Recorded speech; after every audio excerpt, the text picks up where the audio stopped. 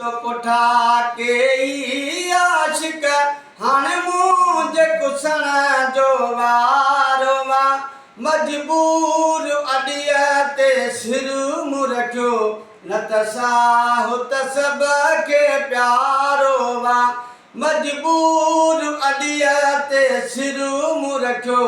न त साहुत सब के प्यारो वा अग में तो कोठा के ई आशिक हाणे मुझे कुसण जो वारो वा मजबूर अडिया ते सिर मूं रखियो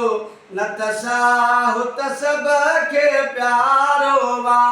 मजबूर अडिया ते सिर मूं रखियो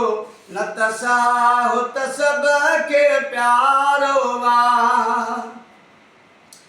ओ केरवण सां गाड़ी हणंदो इंसान जे वस में कुछ भी नया मुझो मरण जियण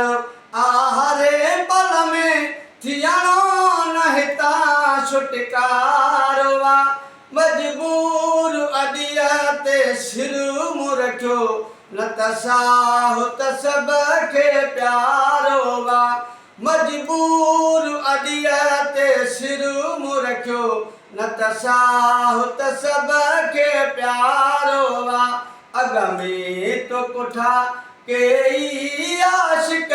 हाणे मुझे कुसण जो वारो वा मजबूर अडिया ते सिर मूं रखियो न त साहुत सब के प्यारो वा मजबूर अडिया ते सिर मूं रखियो न त साहुत सब के प्यारो वा। अस्सलाम वालेकुम दोस्तों, मैं तुम्हारे दोस्त हनीफ डोंकी मोसांग भली मोहम्मद सिंगर वेठो आहे तमामु बेहतरीन टैलेंट भी आहे माशाल्लाह कुछ गीत रिकॉर्ड कयासीं तमामु दोस्तनि जे अॻु मां पेश था कयूं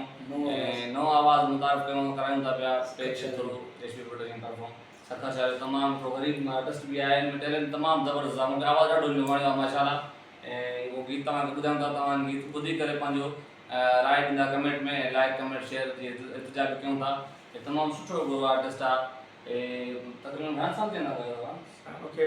25 साल थी विया आहिनि चांस न मिलियो आहे चांस हाणे अॼुकल्ह कंहिंजी ज़रूरत न आहे चवण जी इलाज करण जी अॼुकल्ह सोशल मीडिया लॻो पियो आहे तव्हां जेकी शइ सुठी रिकॉर्ड कंदो तव्हांजो माशाल्लाह वायरल थियण में देरि नथी थिए सुठो टैलेंट हूंदो सुठो आवाज़ हूंदो पसंदि करण में तमामु माण्हू आहे असां तूं नथा करे सघूं इहो तमामु फ़ैसिलो कंदी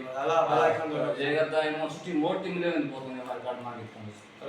ठीक है